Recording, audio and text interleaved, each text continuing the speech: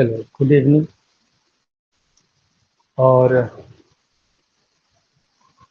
Next question जो है हम लोग कौन चलेंगे? 30 क्वेश्चन हम लोग को करना है। 30 नंबर क्वेश्चन है आरडीटी और रिकॉम्बिनेंट डीएनए टेक्नोलॉजी। इसका एक और नाम है जेनेटिक इंजीनियरिंग, जिसको हम लोग कहते हैं आनुवंशिक इंजीनियरिंग। सिंपल सा बात है, इसको क्या बोलते हैं हम लोग? आनुवंशिक इंजीनियरिंग। दोनों सवाल अगर पूछे तो आंसर वही होगा। क्या आंसर होगा आपका? आरडीटी पूछे तो भी वही आंसर देना है, क्योंकि आरडीटी का दूसरा नाम क्या है? Genetic engineering. आरडीटी का दूसरा नाम क्या है? Genetic engineering. तो यहां पर थोड़ा सा मैं समझाने का प्रयास करता हूं ऑब्जेक्टिव पर्पज से, और सब्जेक्टिव से तो तुम पहले ही समझ चुके हो इसको।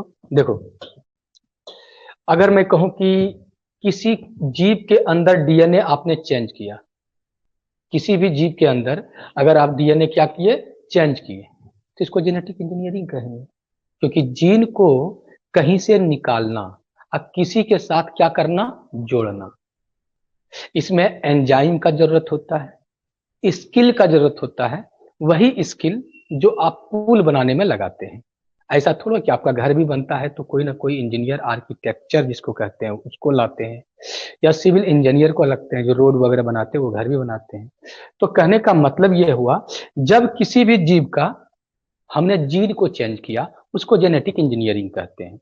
इसमें से आपको ये लिखना है कि एंजाइम कौन सा यूज होता है।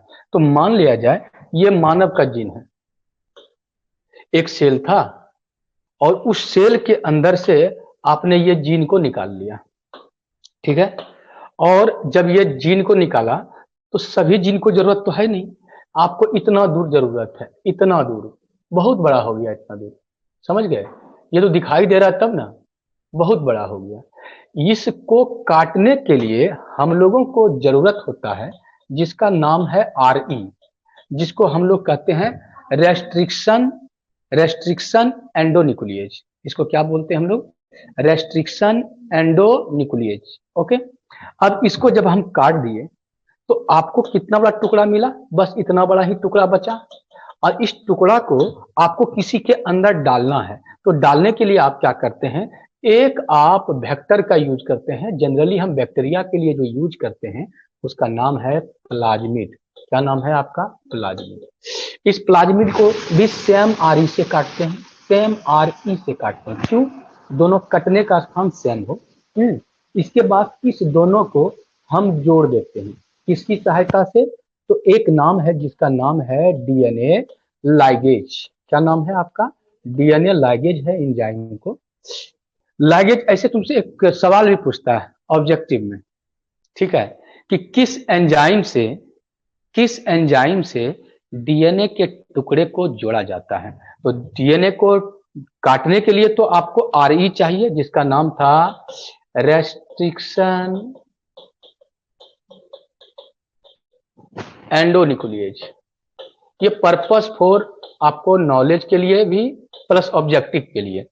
इस रेस्ट्रिक्शन एंडोन्यूक्लिएज को आप कहते हैं आणविक कैंची, क्योंकि अणु को काटने वाला कैंची है। एक बार पूछा भी है कि इसमें से कौन? ये आणविक कैंची कहलाता है, अणु को काटने वाला कैंची। जबकि इसको कहते हैं ग्लू। ग्लू क्यों कहते हैं? तो ग्लू कहते हैं क्यों? क्योंकि ये चिपकाता है दो डीएनए को, और दो डीएनए को जब चिपकाया, ठीक है, तो आपका ऐसा कुछ हो गया। देख लो, ये डीएनए आपका ये, और आधा वाला डीएनए जो है आपका यहां से यहां तक, ये वाला डीएनए कौन सा है आपका? जो आपका डिजायर्ड डीएनए है, डिजायर्ड, ठीक है, ये डिजायर्ड डीएनए है।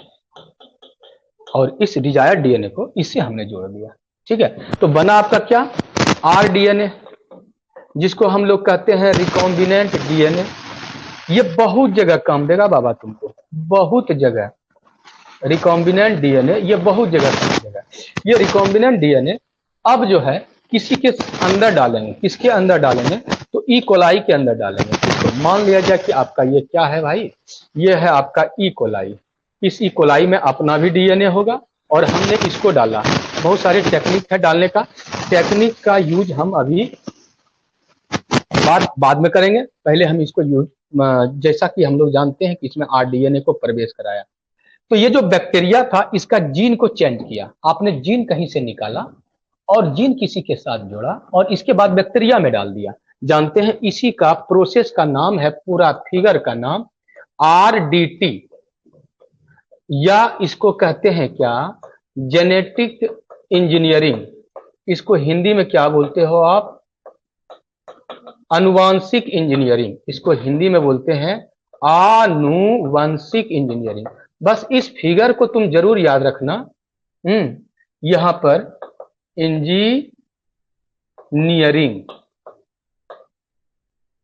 इंजीनियरिंग ये वाला यहां से हटा दो, ये वाला ज्यादा हो गया, ठीक है, हो गया।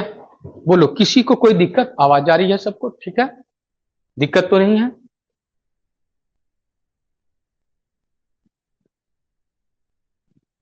ओके, अब इसको कल्चर मीडियम में डालेंगे, प्रोडक्ट बनाएंगे, वो बात का मसला है। यहां पर हम लोग क्या कहें कि जीन को कहीं से निकाल के कहीं से किया, ठीक है, इसे हम क्या कहते हैं, जेनेटिक इंजीनियरिंग कहते हैं। जेनेटिक इंजीनियरिंग बायोटेक्नोलॉजी या बायोलॉजी का बहुत उभरता हुआ ब्रांच है, जिससे आप एमएससी भी कर सकते हैं, ठीक है। तो ये बहुत बड़ा है, लेकिन यहाँ पर आपको इतना ही लिखना था। और ये फिगर अगर कोई बच्चा को नहीं पता चले तो ये फिगर को बना देना, हो गया। लेकिन फिगर के नीचे लिखना है आपको रिकॉम्बिनेंट डीएनए, हो जाएगा। बस अब पढ़ लीजिए, जब किसी जीव का आनुवांशिक पदार्थ के बनावट को परिवर्तन किया जाता है, वही तो किया उधर, इसे हम क्या कहते हैं, आनुवांशिक इंजीनियरिंग कहते हैं। इसे क्या बोलते हैं हम लोग, आनुवांशिक इंजीनियरिंग कहते हैं, ठीक है। अब आ जाओ, अब दूसरा पॉइंट लिखना है, जब जीवों में बाहरी जीन प्रवेश कराया जाता है तो इसका फिनोटाइप क्या हुआ, परिवर्तन हुआ। फिनोटाइप किसे कहते हैं, सीधी सी बात है, जब अंदर का जीन चेंज होगा तो फिनोटाइप भी चेंज होगा। फिनोटाइप का मतलब है बाहर का कैरेक्टर। अगर आप सांवला हैं, इसका मतलब रंग के लिए आपका फिनोटाइप सांवला हुआ। अगर आप गोरे हैं, इसके लिए फिनोटाइप क्या हुआ, आपका गोरा हुआ। तो यहां पर देख लो, ठीक है। और एक चीज लिख देना है, एक एग्जाम्पल भी लिख देना है, ई कोलाई द्वारा इंसुलिन का निर्माण। तो ई कोलाई में अगर हम ये वाला जो जीन डिजायर्ड जीन था, अगर इसको हम कहें कि हमने डाला, जिसका नाम क्या था पता है, इसको मैंने इंसुलिन कह के डाला। इंसुलिन ये कौन सा जीन है आपका, ये है इंसुलिन जीन। और किस में डाला आपने, ई कोलाई में, ठीक है। तो इससे इंसुलिन बनेगा, तो इस ई कोलाई के द्वारा आपका इंसुलिन बना, कहीं कोई दिक्कत नहीं होना चाहिए और कहानी खत्म। ये आप बना लोगे। दो आपका है, एक एग्जाम्पल हुआ, काफी है 3, लेकिन है क्या, एकदम इंपॉर्टेंट चीज। इधर उधर की बातें देखिए, बहुत बार क्या होता है, इधर उधर की बातें हम लोग खूब करते हैं और जो मेन पॉइंट है उसको लिखते नहीं है। तो आधा पेज लिख भी दोगे तो कोई फर्क नहीं पड़ेगा। ये आप आधा पेज से थोड़ा कम भी लिखोगे, अब फिगर बना दिया तब तो आपका फुल पेज हो जाएगा। जो आप पर निर्भर करता है कि आपके पास टाइम है तो बनाओ, लेकिन हम फिगर को जरूर कहेंगे कि जब भी मौका मिले तो फिगर को बना देना है, हो जाएगा। आगे बढ़ते हैं, हम आगे बढ़ते हैं। एक क्वेश्चन हो गया 30 नंबर। अब आपका है, ये भी बहुत वीवीआई क्वेश्चन है, तुमने जैसा क्वेश्चन बैंक बनाया होगा। ये भी टॉपिक बहुत मस्त टॉपिक है बिहार बोर्ड की दृष्टि से। रेस्ट्रिक्शन एंजाइम क्या है, रेस्ट्रिक्शन एंजाइम किसे कहते हैं, तो अभी तुरंत बताए थे, आरई। रेस्ट्रिक्शन एंजाइम उसे कहते हैं जो डीएनए के एक निश्चित जगहों पर काटता है, यानी कि यह एक प्रकार का एंजाइम है। पहली बात, यह क्या है, एक प्रकार का एंजाइम है, यह एक प्रकार का एंजाइम है, इसको मत भूलना, जो डीएनए को निश्चित जगहों पर काटता है। लेकिन ये कितने प्रकार के होते हैं, 2 प्रकार के होते हैं। एक का नाम है एक्सोन्यूक्लिएज और दूसरे का नाम है एंडोन्यूक्लिएज। 2 एंजाइम की बात हुआ, एक का नाम है एक्सोन्यूक्लिएज, हिंदी में भी होगा, दूसरे का नाम है एंडोन्यूक्लिएज। क्लियर, एक का नाम आपका क्या हुआ, एक्सोन्यूक्लिएज, और दूसरे का नाम तुम्हारा है एंडोन्यूक्लिएज। बस एक लाइन इसमें भी लिख देना है कि यह जो है एक्सोनिकुलिएज यानी कि रेस्ट्रिक्शन एंजाइम जो है ये दो तरह का था। एक आपका क्या था, एक्सोनिकुलिएज, कभी अंतर भी पूछता है इस दोनों में। दूसरा क्या है बोलो तो एंडोनिकुलिएज। यह डीएनए के एक धागे को काटता है। जबकि डीएनए कितने धागे का बना होता है आपका, 5 प्राइम से 3 प्राइम और ये 5 प्राइम से 3 प्राइम, लेकिन दोनों को नहीं काटेगा, एक ठो को काटेगा। क्या करेगा आपका, एक ठो को काटेगा। ठीक है, ये जो है कितने को काटता है आपका, एक ठो को काटता है। अगर एक ठो को काटता है तो आप समझ लो इसको क्या कहते हैं, एक्सोनिकुलिएज। और दोनों को काटता है तो इसको कहते हैं एंडोनिकुलिएज। तो दोनों को एक साथ काटने वाला भी पूछता है कि कौन एंजाइम, तो आप बोलेंगे कौन है वो, एंडोनिकुलिएज।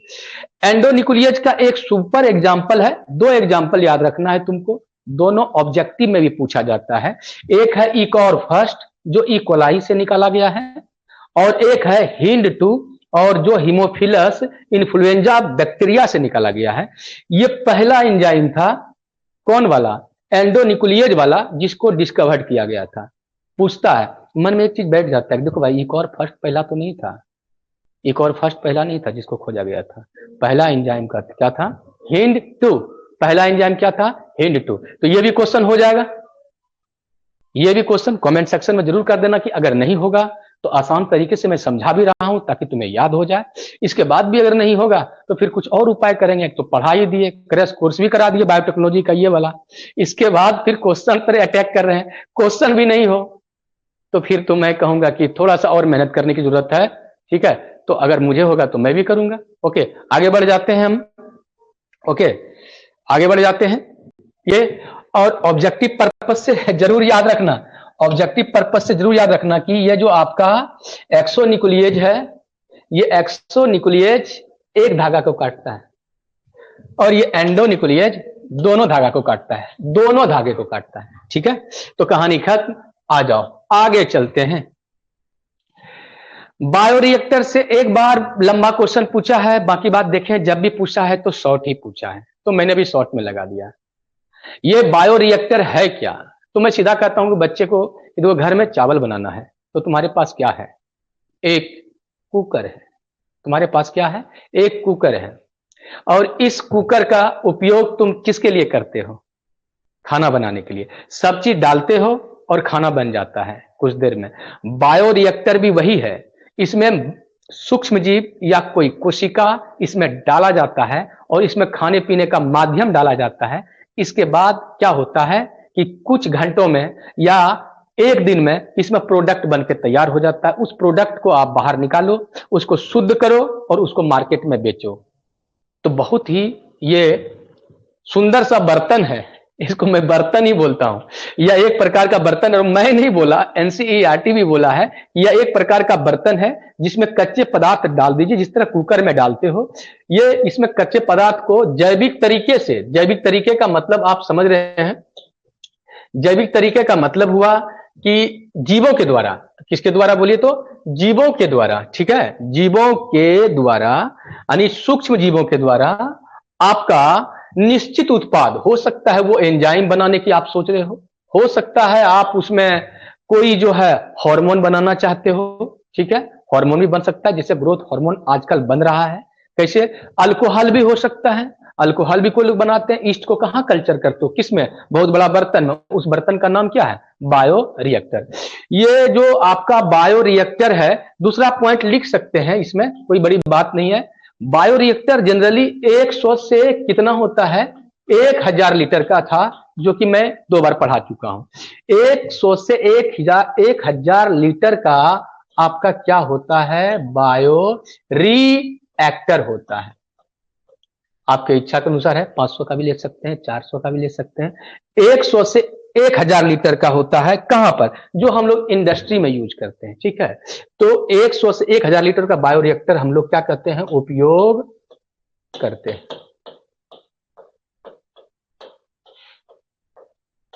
चलिए 2 पॉइंट हो गया। तीसरा पॉइंट भी लिख सकते हैं कि ऐच्छिक उत्पाद प्राप्त करने के लिए बायोरिएक्टर में एक निश्चित तापमान का होना चाहिए, पीएच भी होना चाहिए, क्रियाधार जिसे उसमें डालते हैं, तथा सॉल्ट भी इसमें होना चाहिए, सॉल्ट भी चाहिए बैक्टीरिया अगर किसी को, ठीक है। विटामिन भी किसी किसी को चाहिए, और सबसे बड़ी बात है बहुत सारे कल्चर करने के लिए आपका ऑक्सीजन का भी जरूरत होता है, ठीक है। बहुत सारे कल्चर करने के लिए आपका क्या चाहिए, ऑक्सीजन भी चाहिए। कहानी खत्म, 3-4 पॉइंट हुआ। अगर किसी बंदे को लगता है कि छोटा सा फिगर बना लेते हैं, जैसा तैसा फिगर तो नहीं, मैं कहूंगा स्पष्ट ढंग से, अगर आपको फिगर बनाने हैं तो सिंपल है, इसको थोड़ा सा आप ऐसे कर दें, मॉडिफाई कर दें। ये वाला आपका ये है फिगर, किसका फिगर है भाई, बायोरिएक्टर का। और यहां पर जो है आपका इन करने के लिए यहां पर एयर है, ऑक्सीजन डालने के लिए, ठीक है। और इसमें जो है ऐसे करके आप बना दो जिसमें कि ऊपर की ओर जो है आपका मशीन होता है। ये मशीन जो होता है ये सूचक होता है कि इसमें ऐसे करके कि कितना स्पीड चल रहा है, और ये वाला आपका इसमें जुड़ा होता है, ठीक है। और लास्टली यहां पर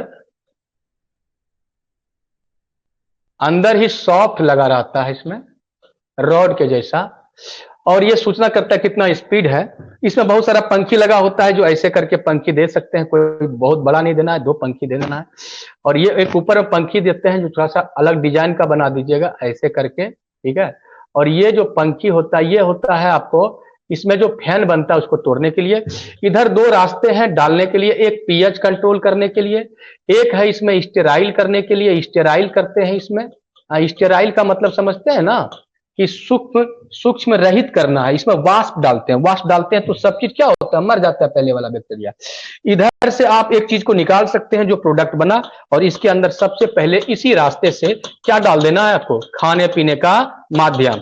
और इसमें जिस बैक्टीरिया को चाहे आप क्या कर सकते हैं, कल्चर कर सकते हैं। कल्चर का मतलब ये वृद्धि करेगा, और ये बैक्टीरिया इतना तेजी से वृद्धि करता है, और इसी के द्वारा प्रोडक्ट बनता है। प्रोडक्ट बनने के बाद इसको स्टॉप कर दो, इसी से प्रोडक्ट को निकाल लो, क्लीन कर लो, फिर दोबारा डालो। इससे ताप नियंत्रक भी होता है, इसमें ताप नियंत्रक, टेम्परेचर। ये छोटा सा फिगर बता दोगे बवाल हो जाएगा।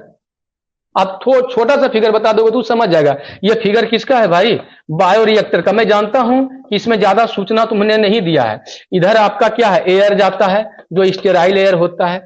ये आपका रॉड है, ये आपका क्या है, ब्लेडर है, क्या है आपका, ब्लेड है, सॉरी ब्लेड है जो घुमाता है। ये वाला आपका क्या है, फोम ब्रेकर है।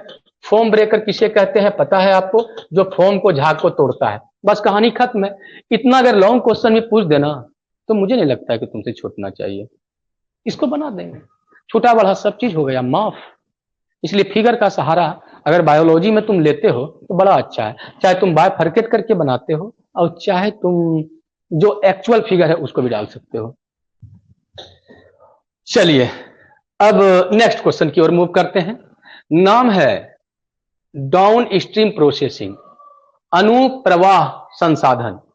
बस अपने से इसको लिखने का तरीका है। मैंने एक बात बताया, जब आप खाना बना लेते हो कुकर में तो क्या करता है, उसके बाद उसको सेपरेट करते हो। सेपरेट करने के बाद अगर कोई चीज है, मान लीजिए खिचड़ी है, तो उसको फिर क्या है, आप छौंकते हो। हाँ, उसके बाद सेपरेट करके लोगों को क्या करते हो, परोसते हो, खाने के लिए देते हो। तो उसके बाद जो बनने के बाद जो जितना प्रोसेस है उसको कहते हैं क्या, अनुप्रवाह संसाधन। बनने के बाद यहां पर एक बात मैंने कहा था तुमसे, जो तुमने दिमाग लगाना चाहिए कि सर इसमें जो प्रोडक्ट बना तो इसमें तो बैक्टीरिया का भी प्रोडक्ट है, और मैं जो चाह रहा हूं उसका भी प्रोडक्ट है, दोनों का प्रोडक्ट है इसमें। और दोनों का प्रोडक्ट है तो तुमको बैक्टीरिया का प्रोडक्ट से लेना देना नहीं है, तुमको किसका प्रोडक्ट से लेना देना है, जो तुम इसमें जीन डाले हो, या तुम अल्कोहल चाहते हो तो अल्कोहल तुम्हारा जो मेन मकसद है। तो इसको प्रोडक्ट को पहले निकाल लेते हैं। ये उत्पाद को हम लोग क्या करते हैं बोलो तो निकाल लेते हैं। उत्पाद को निकालने के बाद इसका 2 प्रोसेस, इसको पृथक्करण करते हैं। पृथक्करण का मतलब समझ रहे हैं आप, पृथक्करण करते हैं। और दूसरा इसको शुद्धिकरण करते हैं। शुद्धिकरण का मतलब समझ रहे हैं आप, इसको शुद्ध करते हैं। इसके करने के बाद इसको फिर क्या करते हैं, टेस्ट करते हैं। टेस्ट का मतलब इसका क्या करता है, किसी ना किसी तो परीक्षण करते हैं। जब टेस्ट सही होता है तब इसको मार्केट में करते हैं। अरे बाबा, ये यहां से यहां तक जितने भी प्रोडक्ट हुआ तुम्हारा, इस प्रोडक्ट को आपने क्या कहा, जितने भी यहां से प्रोडक्ट को जहां से आपने मार्केटिंग किया, लोगों को यूज करने के लिए कहा, यहां से यहां तक इसको क्या बोलते हैं बोले तो इसको कहते हैं क्या, डाउन स्ट्रीम प्रोसेसिंग। हो गया। अनुप्रवाह संसाधन किसे कहते हैं, जब प्रोडक्ट बनकर तैयार होता है बायोरिएक्टर में, तब इसे निकाल करके हम पृथक करते हैं और इसको शुद्ध करते हैं। शुद्ध और पृथक करने के बाद इसका टेस्ट किया जाता है और टेस्ट करने के बाद इसको मार्केट में यूज करने के लिए छोड़ देते हैं। ये पूरा का पूरा प्रक्रिया को कहते हैं अनुप्रवाह संसाधन। कोई दिक्कत रह गया क्या, कोई दिक्कत रह गया? मुझे तो नहीं लगता है कोई दिक्कत है इसमें। इसके बाद का था टॉपिक का कवर हो गया। देख लो फिर से, जब बायोरिएक्टर में उत्पाद बन जाता है तब वह प्रक्रिया जिसमें उत्पाद को क्या किया जाता है, शुद्ध और अलग किया जाता है। इस यहां होगा इस, यहां गलत हो गया, इसे क्या बोलते हैं बोलिए तो, इसे अनुप्रवाह संसाधन कहते हैं। क्या कहते हैं इसको बोलिए तो, अनुप्रवाह संसाधन कहते हैं। इसे हम अनुप्रवाह संसाधन कहते हैं। कहीं कोई दिक्कत नहीं होना चाहिए। जैसे ई कोलाई द्वारा निर्मित इंसुलिन, अगर ई कोलाई में मैंने जीन डाल दिया, ई कोलाई में मैंने कहीं जीन डाला या इस ई कोलाई को मैंने इसमें कल्चर किया, तो ई कोलाई अपना प्रोडक्ट बनाने के साथ साथ मेरा प्रोडक्ट बनाएगा जिसका नाम था इंसुलिन। और ये इंसुलिन को हम लोग मार्केट में बेचते हैं, पैसा कमाते हैं। लोग को डायबिटीज से क्या करते हैं, फ्री करते हैं, डायबिटीज नहीं होने देते हैं। तो ये ऐसे कर लोगे, इसको निकाल करके पहले क्या करोगे, ये जो आपका पूरा का पूरा प्रोडक्ट है, उत्पाद है, इसको पृथक्करण करोगे। पृथक्करण करने के बाद उसमें शुद्धिकरण करोगे, क्योंकि बहुत सारे ऐसे मटेरियल सबको अलग अलग करोगे और आपको जो मेन चीज है उसका शुद्ध करके बाहर निकाल के टेस्ट करोगे, मार्केट करोगे। ये भी छोटा सा फिगर डाल सकते हैं, कहां पर, जहां पर आप लिखोगे डाउन स्ट्रीम प्रोसेस, कहानी खत्म। बोलो यहां तक कोई दिक्कत है किसी को? नहीं होना चाहिए। आगे बढ़ते हैं, आगे पढ़ते हैं। यह सबसे हल्का क्वेश्चन है, इसमें ऑब्जेक्टिव पूछता है और एक लॉन्ग क्वेश्चन पूछता है जिसका नाम है, लॉन्ग क्वेश्चन, शॉर्ट क्वेश्चन, जिसका नाम है पैलिंड्रोमिक सीक्वेंस। ये पैलिंड्रोमिक अनुक्रम क्या है, ये काइटिनेज क्या है, ये तो ऑब्जेक्टिव पूछता है, इसलिए मैं इसमें समा दिया कि भाई जब इसको पढ़ रहे हैं तो इसके साथ दो और फ्री में पढ़ रहे हैं। एक नीचे है एक ऊपर, ये दोनों, एक लाइसोजाइम जो सबसे नीचे दिख रहा होगा तुमको, और ये लाइसोजाइम के बारे में पूछता है इसका क्या काम है। तो आपको पता है एक ऑब्जेक्टिव में पूछा जाता है, लाइसोजाइम बैक्टीरिया के सेल वाल को तोड़ता है, एक काम खत्म। काइटिनेज क्या करता है आपका, इसको किटिनेज भी पढ़ सकते हो, काइटिनेज, तो ये आपका ब्रेक करता है किसका, सेल वाल को, कवक का सेल वाल को। मैं ऑब्जेक्टिव के लिए दिया क्योंकि मुझे याद तक मैंने दे दिया, और हमको पढ़ना है यहाँ पे पैलिंड्रोमिक सीक्वेंस। इस दोनों को लगे हाथ रिवाइज कर लेते हैं ताकि अगर ऑब्जेक्टिव में पूछे, वैसे भी नॉलेज पर्पज से भी, कि काइटिनेज क्या है, वह एंजाइम है जो क्या करता है, आपका सेल वाल तोड़ता है। किसका सेल वाल तोड़ता है जी? सबका सेल वाल सब नहीं तोड़ सकता है, सबका बनावट एक जैसा नहीं होता है, सबका बनावट अलग अलग होता है। जैसे हम लोग में सेल वाल होता ही नहीं है, तो हम लोग को सेल वाल तोड़ने के लिए कोई एंजाइम का जरूरत नहीं है। ये जो प्लांट है बाहर, इसको तोड़ने के लिए सेल वाल, इसमें सेल वाल होता है, इसके अंदर का चीज को बाहर निकालेंगे। जो प्लांट है आपका, प्लांट के अंदर जो आपका जो भी मटेरियल है उसको अगर बाहर निकालना है, अंदर आपका जो मटेरियल बाहर तभी निकलेगा जब सेल वाल टूटेगा। सेल वाल सबसे हार्ड स्ट्रक्चर होता है, तो कहते हैं ये टूटता है किससे, सेलुलेज प्लस पैक्टिनेज से, सेलुलेज प्लस पैक्टिनेज से। वो हल्का है, नहीं भी पूछे, लेकिन यहां पर अगर उसी तरह से कवक का सेल वाल तोड़ना है तो काइटिनेज का यूज करेंगे। और लाइसोजाइम क्या है बोलो तो, ये break the cell wall of bacteria. ये दोनों मैंने पहले कंप्लीट कर दिया। अब आते हैं पैलिंड्रोमिक सीक्वेंस से, जिसका नाम है पैलिंड्रोमिक अनुक्रम। एक बात तो तुम लोगों को पता है कि डीएनए का जो दो धागे हैं, यह एक दूसरे से किससे बंधा होता है? तो इसके सामने अगर ए है तो इसके सामने टी रहता है, याद है, नाइट्रोजिनस बेस। निश्चित रूप से इसके सामने जी है तो सी होगा, फिर सी है तो जी होगा, टी है तो ए होगा, इसी तरह करते करते यहां तक होगा। लेकिन कुछ ऐसा सीक्वेंस होगा इसमें जो कि उल्टा सीधा एक समान होगा। जैसे मैं ये डीएनए की बात करता हूं, ये सभी चीज को मैंने मान लिया नहीं है। एक है आपका गा टी टी सी, ये है 5 प्राइम, ये है 3 प्राइम। ये फिगर को याद रखना। ये है आपका क्या 5 प्राइम, ये 3 प्राइम, ये सब पहले से याद हो चुका है, तुमको पहले पढ़ चुके हो। अब जी के सामने क्या हुआ भैया, सी हुआ, एक सामने टी हुआ, एक सामने क्या हुआ, टी हुआ, टी के सामने क्या हुआ, ए, टी के सामने ए, सी के सामने जी। क्या लगता है आपको, उल्टा सीधा पढ़ के देखो तो, इधर है गाट टीटीसी इस डायरेक्शन में, इस डायरेक्शन में भी क्या है गाट टीटीसी, तो उल्टा सीधा एक समान हुआ। कभी पढ़े हैं डालडा, पढ़ के देखें मेरे साथ, डालडा, इधर से पढ़ो तो डालडा, इधर से पढ़ो तो डालडा। तो कहता है डीएनए का वह सीक्वेंस जब किसी भी डायरेक्शन में पढ़ते हैं तो सेम है, जैसे 5 से थ्रू, इधर से 5 से 3 सेम है, 3 से 5 प्राइम पढ़ोगे तो सी टी टी ए जी, इधर भी देखिए 3 से 5 क्या होगा, सी टी टी ए जी, ऐसा ही हुआ। ऐसे सीक्वेंस को क्या कहते हैं आप, पैलिंड्रोमिक अनुक्रम। पैलिंड्रोमिक अनुक्रम नहीं होता डीएनए में, तो डीएनए को काटना बहुत मुश्किल था, क्योंकि इसको काटने के लिए आपको क्या चाहिए, रेस्ट्रिक्शन एंजाइम चाहिए, और वो रेस्ट्रिक्शन एंजाइम तभी काटेगा जब ऐसा देखेगा। तो तुम बोलोगे सर रेस्ट्रिक्शन एंजाइम तो 900 टाइप का है, अभी तक खोजा गया है, over than 900 restriction endonuclease enzyme discovered so far. सही बात है भाई, हाँ, among the different type of strength of bacteria निकाला गया है सभी बैक्टीरिया से। सही बात है, जब सभी बैक्टीरिया से निकाला गया है, इसका मतलब है कि 900 अगर आ रही है तो काटने के लिए कितना जगह होगा, 900, क्योंकि सभी एंजाइम अलग अलग काटते हैं। इसको काटने वाला कौन है, ये गाट टीटीसो काटने वाला पूछता है कौन है, आपका इकॉर फर्स्ट है। इकॉर फर्स्ट एंजाइम वही एंजाइम है आपका जो कि आपने ई कोलाई से पहली बार खोज के निकाला था हमने, और हमने मतलब जो भी निकाला होगा ह्यूमन बींग्स ही निकाला होगा भाई, यानी मानव ही निकाला होगा, तो ये ई कोलाई से निकाला गया। बहुत अच्छी बात है, ई कोलाई से निकाल करके जब यहां पे काटा तो यहां पर कट गया मालिक, यार यहां पर जी और ए के बीच में काटा, तो ये काटा तो कुछ ऐसा तिरछा निकल गया, नहीं समझे, तो इसका मतलब है ये काटा डीएनए को एक साथ दोनों धागे को, लेकिन कब काटा, जब ये आपका क्या मिला, पैलिंड्रोमिक अनुक्रम मिला।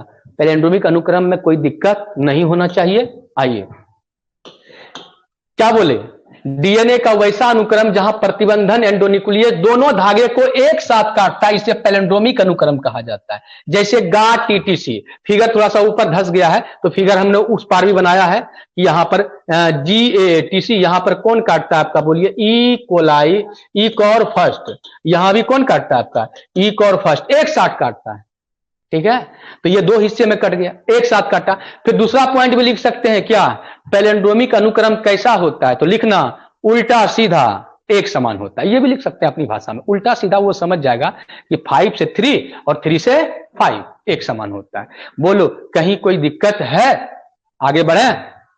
What is the palindromic sequence, the DNA sequence at which the restriction endonuclease cut the DNA double strand, that site is called palindromic sequence, and palindromic sequences are क्या कर सकते हैं आपको, आर इन अपोजिट डायरेक्शन में होता है और same होता है, ठीक है, किसी भी डायरेक्शन में पढ़ो तो सेम होगा। इसमें होना क्या है, आपको करना क्या। अब नेक्स्ट पॉइंट भी लिख सकते हैं, ये कितने बेस पेयर का होता है, 1 pair, 2 pair, 3 pair, 4 pair, 5 pair, 6 pair, तो आपका 6 पेयर का जनरली होता है, 6 बेस पेयर का कहा जाता है। 4 से लेकर के कितना बेस पेयर का हो सकता है, 8 बीपी का हो सकता है, लेकिन जनरली मैंने यहां पर बताया 6 बेस पेयर का होता है। और आपके बुक में, और हमारा जो नीट है, एनसीईआरटी है, बिहार बोर्ड है, सीबीएसई बोर्ड है, सब में एक ही चीज दिया है, क्या दिया है डेटा, कि आपको इतना ही दिया हुआ है आपका कि 6 बेस पेयर का दिया है, 4 वाला एग्जांपल नहीं दिया। ये जो आपका गाट टीटीसी भी है ये 6 बेस पेयर का है। कहानी ये भी क्वेश्चन का खत्म हुआ 34। चलिए आगे बढ़ते हैं फटाफट, लाइसोजाइम पढ़ा दिए। ये आपका 35 नंबर क्वेश्चन है। 35 नंबर क्वेश्चन क्या कहता है सुन लो, जेनेटिकली मॉडिफाइड ऑर्गेनिज्म। एक बात बताएं, अगर आपको आनुवांशिकता रूपांतरित जीव, जो लड़का पहले पीछे मैंने पढ़ाया है, अगर वो जान जाए कि किसी जीव के अंदर जीन को चेंज करते हैं, उस जीव को ही क्या बोलते हैं, बोलिए तो, उस जीव को बोलते हैं आनुवांशिकता रूपांतरित जीव। जैसे ई कोलाई में आपने बाहर से इंसुलिन का जीन डाला, तो अब ई कोलाई क्या हुआ, आपका चेंज हो गया, ये इंसुलिन जो आपने जीन डाला किसमें, ई कोलाई में, तो ई कोलाई क्या हो गया आपका, चेंज हो गया। तो ई कोलाई चेंज हो गया तो इसका मतलब जीन चेंज किया, जीन चेंज किया इसका मतलब उसका कैरेक्टर चेंज किया, कैरेक्टर चेंज किया तो आपका देखते हैं कैरेक्टर हुआ तो फिनोटाइप चेंज हो गया, तो उसको प्रोडक्ट बना के देता है। कौन प्रोडक्ट देता है, इंसुलिन। समझ में आई बात। तो आप इसमें वही चीज को बस एक लाइन जोड़ देना है कि जब किसी ऑर्गेनिज्म में आनुवांशिकता पदार्थ यानी आनुवांशिक पदार्थ यानी डीएनए को परिवर्तन किया जाता है, इसे हम क्या बोलते हैं बोलिए तो, इसे आनुवांशिकता रूपांतरित जीव कहते हैं। और आनुवांशिकता रूपांतरित जीव को ही दूसरा नाम दिया है ट्रांसजेनिक ऑर्गेनिज्म। ये दोनों सवाल पूछे तो आंसर एक होगा कि दो। आनुवांशिक रूपांतरित आपका जो जीव है ये पूछे या परजीवी पूछे, दोनों का आंसर एक होगा। परजीवी नहीं बोल रहा हूं, जरा सा आप ठंड का जो नशा है उसको निकाल दीजिएगा बाहर में, ठीक है। परजीवी मैंने बोला, परजीवी उसके लिए यूज करते हैं जहां से जिसमें बाहर से कुछ डाला जाता है, तो कुछ नहीं डालना है इसमें जीन डालना है, ठीक है। तो परजीवी जीव, आनुवांशिकता रूपांतरित जीव किसे कहा जाता है, वैसे जीव जिसमें कि हम आनुवांशिक पदार्थ को क्या करते हैं, चेंज कर देते हैं। तो चेंज कैसे हो सकता है, या तो बाहर से जीन डालो या तो इसका जीन निकाल भी दो, उसमें भी चेंज हो जाएगा ना। किसी का जीन निकालेंगे तो क्या होगा, आनुवांशिकता चेंज नहीं होगा क्या, आनुवांशिक चेंज कर जाएगा। तो इसे जैसे हमने क्या क्या बनाया है, रोजी कौ बनाया है, पहला गाय है, रोजी कौ। एक बार पूछा है कि कौन सा कौ है जो पहली बार बनाए थे हमने, तो रोजी कौ आप में जीन डाला था, ह्यूमन का, मानव का एक जीन डाला था, जिसमें बहुत सारे जीन डाला, लेकिन मैंने एक जीन डाला था किसका, दूध का प्रोडक्शन और प्रोटीन को बढ़ाना है। बीटी कॉटन याद है आपको, कॉटन सीधा खा जाता है, तो बीटी कॉटन जो है आपका बेसिलस थुरिनजेंसिस, थुरिन जीएनसिस का जीन डाला था, इसलिए बीटी कॉटन करें। ट्रांसजेनिक माइस जो एक्सपेरिमेंट के लिए हम लोग यूज करते हैं, इसको भी हम एग्जांपल दे सकते हैं। और दो लाइन लिख सकते हैं कि दुनिया में बहुत सारे मछली हैं, बहुत सारे जो है और भी हैं, जिसको कि हमने क्या किया है, सीप हैं, जीन को चेंज किया है, ठीक है। ई कोलाई का भी चेंज किया, ई कोलाई भी क्या हुआ, परजीवी जीव हो गया। जीव का बात किया, थोड़ा बोला है सूक्ष्म जीव, प्लांट बोला है, ठीक है। या तो जीव, जीव में तो प्लांट भी आ सकता है, एनिमल भी आ सकता है, और तो और आपका ई कोलाई भी आ सकता है। इसके बारे में मजे से किरकिरा करके आप 5-6 लाइन लिख सकते हैं। इसका जीन चेंज कर दिया, जिसका फिनोटाइप चेंज हो गया, जिसका जीनोटाइप चेंज हो गया, और जेनेटिक इंजीनियरिंग के अंतर्गत ये आता है, नहीं तो ये संभव नहीं है। तो कितना कुछ लिखना है ये तुम पे डिपेंड करता है, और नहीं समझे तो बोलना, ओके। अब आ जाओ, ये वाला क्वेश्चन जब थोड़ा ज्यादा हार्ड होगा तभी पूछेगा, जिसका नाम है RNAi। AI नहीं बोल रहा हूं, ठीक है, मैं AI नहीं बोल रहा हूं, मैं AI जो नया टेक्निक आया है, जो मोबाइल सब में देखते होंगे, AI के द्वारा बहुत सारा आवाज निकलता है, दिखते ना, नहीं बोलता है। अगर आप इतना जल्दी से यूज करेंगे तो आप जो है ऐसे करेंगे, हल्दी लगाएंगे तो चूना लगाएंगे, ऐसे ऐसे करके देता है बहुत सारा इंस्टाग्राम सस्ताग्राम पर, ठीक है, जो टाइम बर्बाद कर देगा। आप ऐसे लगाएंगे तो आपके बाल जो 100 साल तक कुछ भी नहीं होगा, ऐसा भारी भरकम आवाज में जो कौन है, किसका बात है, AI का है। किसका है, AI का है। तो वहां AI नहीं बोल रहा हूं भाई, मैं बोल रहा हूं RNAi टेक्निक्स। RNAi, आई का मतलब हुआ इंटरफेरेंस, मतलब इंटरफेयर किया। मैं सीधा जानता हूं कि मैं एक ऐसा डीएनए का टुकड़ा डालना चाहता हूं जीव में, जिसका आरएनए बनने पर उसके अंदर जो कोई अगर बैक्टीरियल या कोई भी इंफेक्शन हो, उसके आरएनए को क्या करता है, क्या करता है, उसका डबल धागा बना देता है, डबल स्टैंड बना देता है, और उसको निष्क्रिय कर देता है। इसी टेक्निक को कहते हैं RNAi टेक्निक। जैसे मैंने बोला सबसे पहले इसको टोबैको में किया गया था, टोबैको में डिफेंस की तरह। हम लोग के पास जो है ना, ये डिफेंस मैकेनिज्म है, जितने भी यूकैरियोट्स हैं।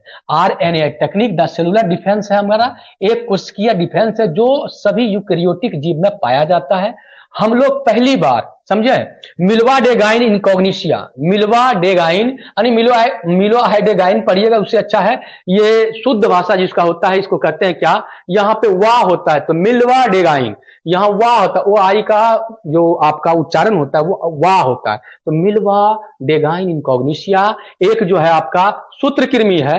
यह किसको नुकसान पहुंचाया था, तंबाकू के जड़ को। तंबाकू के जड़ को नष्ट किया तो तंबाकू भी कम उत्पादन हो गया। तो आरएनए टेक्निक के द्वारा क्या किए, इमिल्वा डेगाइन इंकोग्निशिया को क्या किया हमने, उसके एमआरएनए को क्या कर दिया, डबल स्ट्रैंड का धागा बनाया और उसको निष्क्रिय कर दिया। ना उसका एमआरएनए बनेगा टोबैको में, ना ही कोई प्रोटीन बनेगा, ना ही प्रोटीन बनेगा, ना ही उसका जड़ को क्या करेगा, खत्म करेगा। इससे अच्छा होगा क्या, हमारा टोबैको का उत्पादन ज्यादा होगा। क्लियर। तो ये टफ है थोड़ा, मगर पूछेगा। चलिए अब आ जाते हैं आपका बायोटेक्नोलॉजी से ऊपर आगे का क्वेश्चन, जिसका नाम है डिकम्पोजर, अपघटन करता। तो आपने तो बहुत बार पढ़ा है भाई, अपघटन करता। तो आपका जो अर्थवर्म है, केचुआ है, वो भी तो है। केचुआ किसका दोस्त कहा जाता है, किसान का। क्यों कहा जाता है, क्योंकि वहां पे जो भी टूटा फूटा वहां पर जो पत्ती है, अब कोई अगर तना है, छोटा तिनका है, सबको खा करके वो क्या करता है, डाइजेस्ट करके उसको उर्वरा शक्ति में बदल देता है, यानी उर्वरा शक्ति को बढ़ा देता है। तो अपघटन करता वह जीव है जो सड़े गले पदार्थों को तोड़कर मिट्टी में मिलाता है। किस में मिलाता है, आपका मिट्टी में मिलाता है। इसे हम क्या बोलते हैं, डिकम्पोजर। डिकम्पोजर एक बैक्टीरिया भी हो सकता है, केचुआ भी हो सकता है, फंजाई भी हो सकता है, जिसे आप मशरूम कहते हैं, और बहुत सारे बैक्टीरिया भी हैं। तो डिकम्पोजर जो है हमारे पारितंत्र के लिए बहुत ही जरूरी है। पारितंत्र मतलब जिसमें हम रहते हैं, अगर कोई सड़ गल के मिट्टी में नहीं मिलेगा तो हमारा जो है साइकिल में नहीं चलेगा। कौन, जो भी खनिज है, जो भी आपका न्यूट्रिएंट्स है, कार्बन, हाँ कार्बन अगर मान लीजिए कोई मिले और मिट्टी में ना मिले तो कार्बन फिर नहीं मिलेगा। ऑक्सीजन उसी तरह का बात है। बहुत सारे पदार्थ है, जैसे कि मान लीजिए कोई शरीर में आपने क्या लिया, नमक लिया, NaCl लिया, Na आपके बॉडी में रह जाएगा कि आपको मिट्टी में मिलाया जाएगा। आपके मीट को तोड़ तोड़ करके वो जो इनऑर्गेनिक साल्ट है, इनऑर्गेनिक साल्ट को क्या कर देंगे, लीचिंग कर देंगे, यानी कि अर्थ के नीचे दब जाएगा। किसके द्वारा, तो अपघटनकर्ता के द्वारा। तो अपघटनकर्ता किसे कहते हैं, तो सुन लिया बार, अपघटनकर्ता उस जीव को कहा जाता है जो सड़े गले पदार्थों को, डेड एंड डिकेइंग मटेरियल को तोड़कर मिट्टी मिलाता। बहुत सारे एग्जांपल है भाई, किसी भी, केचुआ है, मशरूम है, बैक्टीरिया है, बहुत सारी चीज है। और कहता है कि कोई भी पारितंत्र के लिए, किसी भी पारितंत्र के लिए अपघटनकर्ता जो डिकम्पोजर है, यह बहुत ही महत्वपूर्ण है, क्योंकि पोषक तत्व का चक्रण करता है। अगर पोषक तत्व को चक्रण करना है तब होगा, नहीं तो नहीं होगा।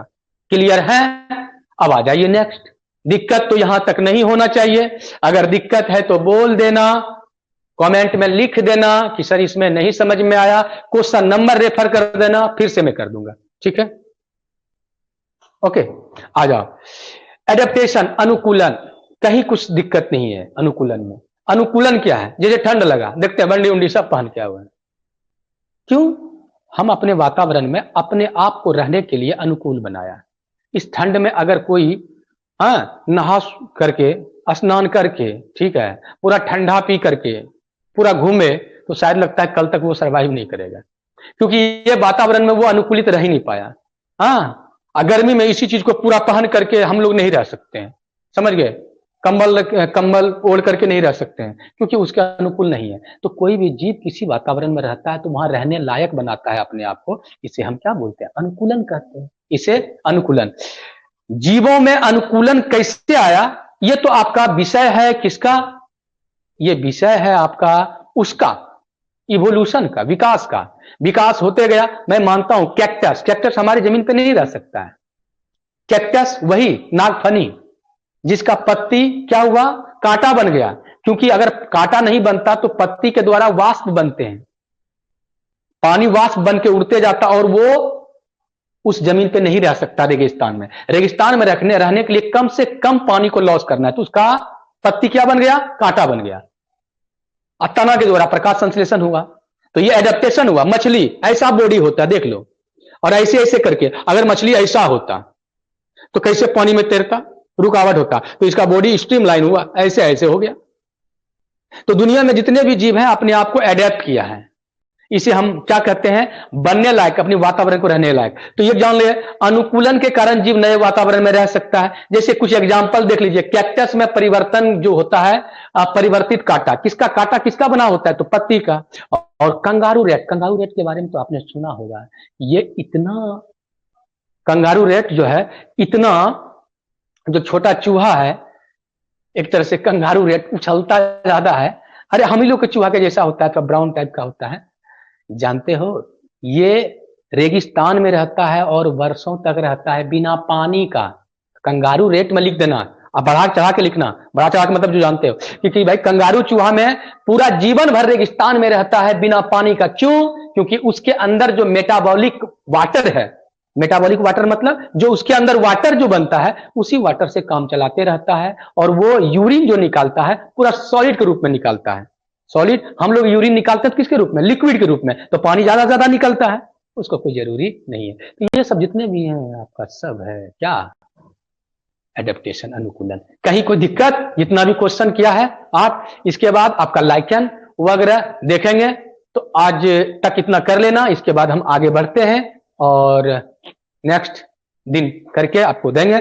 अगर आप समझ जाते हैं तो जरूर जरूर कमेंट किया कीजिए, और आप नहीं समझते हैं तो नंबर क्वेश्चन दे दीजिए कि सर ये नहीं हुआ, तो फिर कोशिश करेंगे अगले बार हम कर देने का। धन्यवाद। तब तक आप मस्त रहें, ठंडी से बच के रहें और पढ़ते रहें, आगे बढ़ते रहें।